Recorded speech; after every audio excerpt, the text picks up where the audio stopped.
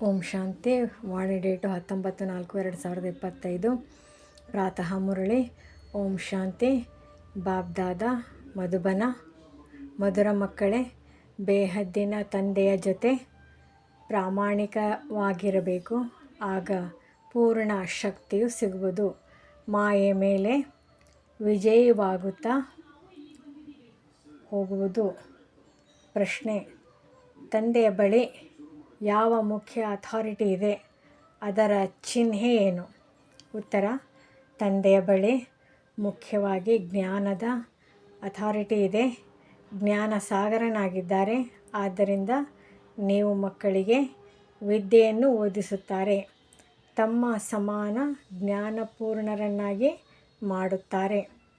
ನಿಮ್ಮ ಬಳಿ ವಿದ್ಯೆಯ ಗುರಿ ಧ್ಯೇಯವಿದೆ. ವಿದ್ಯೆಯಿಂದಲೇ ನೀವು ಶ್ರೇಷ್ಠ ಪದವಿಯನ್ನು ಪಡೆಯುತ್ತೀರಿ.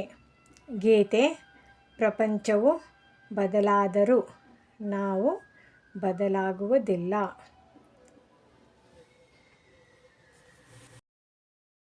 ಧಾರಣೆಗಾಗಿ ಮುಖ್ಯ ಸಾರ. ಮೊದಲನೇದು, ತಿನ್ನುವ ಕುಡಿಯುವ ಛೀ ಇಚ್ಛೆಗಳನ್ನು ಬಿಟ್ಟು ದೇಹಿ ಅಭಿಮಾನಿಯಾಗಿ ಸರ್ವಿಸ್ ಮಾಡಬೇಕಾಗಿದೆ. ನೆನಪಿನಿಂದ ಶಕ್ತಿಯನ್ನು ಪಡೆದು ನಿರ್ಭಯ ಮತ್ತು ಅಡೋಲ ಸ್ಥಿತಿಯನ್ನು ಮಾಡಿಕೊಳ್ಳಬೇಕಾಗಿದೆ. ಎರಡನೇದು, ಯಾರು ವಿದ್ಯೆಯಲ್ಲಿ ತೀಕ್ಷ್ಣ ಬುದ್ಧಿವಂತರಿದ್ದಾರೆಯೋ ಅವರಿಗೆ ಗೌರವ ಕೊಡಬೇಕಾಗಿದೆ. ಅಲೆದಾಡುತ್ತಿರುವ ಆತ್ಮರಿಗೆ ಮಾರ್ಗವನ್ನು ತಿಳಿಸುವ ಯುಕ್ತಿಯನ್ನು ರಚಿಸಬೇಕಾಗಿದೆ. ಎಲ್ಲರ ಕಲ್ಯಾಣ ಮಾಡಬೇಕಾಗಿದೆ. ವರದಾನ: ತಮ್ಮ ಮಹತ್ವಿಕೆ ಹಾಗೂ ಕರ್ತವ್ಯವನ್ನು ತಿಳಿದಿರುವವರು ಸದಾ ಜಾಗೃತ ಜ್ಯೋತಿ ಭವ. ನೀವು ಮಕ್ಕಳು ಜಗತ್ತಿನ ಜ್ಯೋತಿಯಾಗಿರುವಿರಿ. ತಮ್ಮ ವರ್ತನೆಯಿಂದ ವಿಶ್ವದ ಪರಿವರ್ತನೆಯಾಗಬೇಕಾಗಿದೆ. ಆದ್ದರಿಂದ ಕಳೆದು ಹೋಯಿತೆಂದು ತಿಳಿದು ತಮ್ಮ ಮಹತ್ವಿಕೆ ಹಾಗೂ ಕರ್ತವ್ಯವನ್ನು ಅರಿತು ಸದಾ ಜಾಗೃತ ಜ್ಯೋತಿಯಾಗಿ. ನೀವು ಸೆಕೆಂಡಿನಲ್ಲಿ ಸ್ವಪರಿವರ್ತನೆಯಿಂದ ವಿಶ್ವ ಪರಿವರ್ತನೆ ಮಾಡಬಲ್ಲಿರಿ. ಕೇವಲ ಅಭ್ಯಾಸ ಮಾಡಿ. ಈಗೀಗ ಕರ್ಮಯೋಗಿ, ಈಗೀಗ ಕರ್ಮಾತೀತ ಸ್ಥಿತಿ. ಹೇಗೆ ನಿಮ್ಮ ರಚನೆಯಾದ ಆಮೆ ಸೆಕೆಂಡ್ನಲ್ಲಿ ತನ್ನ ಎಲ್ಲ ಅಂಗಾಂಗಗಳನ್ನು ಸಂಕುಚಿತಗೊಳಿಸುವುದು, ಅದೇ ರೀತಿ ನೀವು ಮಾಸ್ಟರ್ ರಚಯಿತ ಸಂಕುಚಿತಗೊಳಿಸುವ ಶಕ್ತಿಯ ಆಧಾರದಿಂದ ಸೆಕೆಂಡ್ನಲ್ಲಿ ಸರ್ವ ಸಂಕಲ್ಪಗಳನ್ನು ಸಮಾವೇಶ ಮಾಡಿಕೊಂಡು ಒಂದು ಸಂಕಲ್ಪದಲ್ಲಿ ಸ್ಥಿತರಾಗಿ ಬಿಡಿ.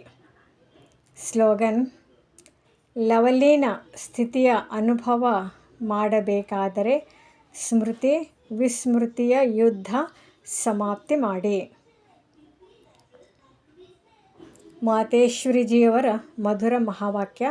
ಅರ್ಧಕಲ್ಪ ಜ್ಞಾನ ಬ್ರಹ್ಮನ ದಿನ ಮತ್ತು ಅರ್ಧಕಲ್ಪ ಭಕ್ತಿ ಬ್ರಹ್ಮನ ರಾತ್ರಿ. ಅರ್ಧಕಲ್ಪವಾಗಿದೆ ಬ್ರಹ್ಮನ ದಿನ, ಅರ್ಧಕಲ್ಪವಾಗಿದೆ ಬ್ರಹ್ಮನ ರಾತ್ರಿ. ಈಗ ರಾತ್ರಿ ಪೂರ್ತಿಯಾಗಿ ಹಗಲು ಬರಬೇಕಾಗಿದೆ. ಈಗ ಪರಮಾತ್ಮ ಬಂದು ಅಂಧಕಾರವನ್ನು ಅಂತ್ಯ ಮಾಡಿ ಬೆಳಕಿನ ಆರಂಭ ಮಾಡುತ್ತಾರೆ.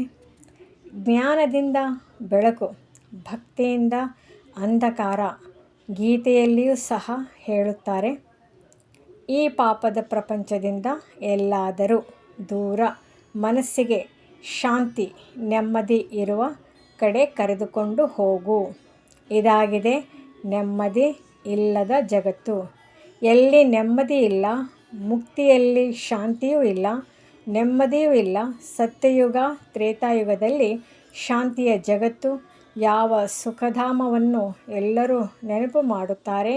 ಆದ್ದರಿಂದ ಈಗ ನೀವು ಶಾಂತಿಯ ಜಗತ್ತಿಗೆ ಹೋಗುತ್ತಿರುವಿರಿ. ಅಲ್ಲಿ ಅಪವಿತ್ರ ಆತ್ಮರು ಯಾರೂ ಹೋಗಲು ಸಾಧ್ಯವಿಲ್ಲ. ಅವರು ಅಂತ್ಯದಲ್ಲಿ ಧರ್ಮರಾಜನಿಂದ ಶಿಕ್ಷೆ ಅನುಭವಿಸಿ ಕರ್ಮ ಬಂಧನದಿಂದ ಮುಕ್ತರಾಗಿ ಶುದ್ಧ ಸಂಸ್ಕಾರಗಳನ್ನು ತೆಗೆದುಕೊಂಡು ಹೋಗುತ್ತಾರೆ.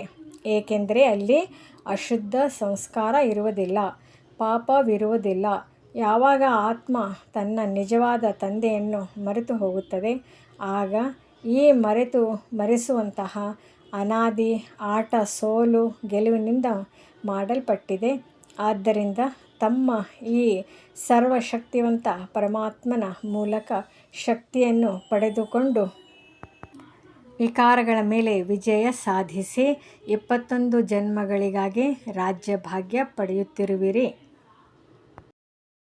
ಒಳ್ಳೆಯದು. ಓಂ ಶಾಂತಿ.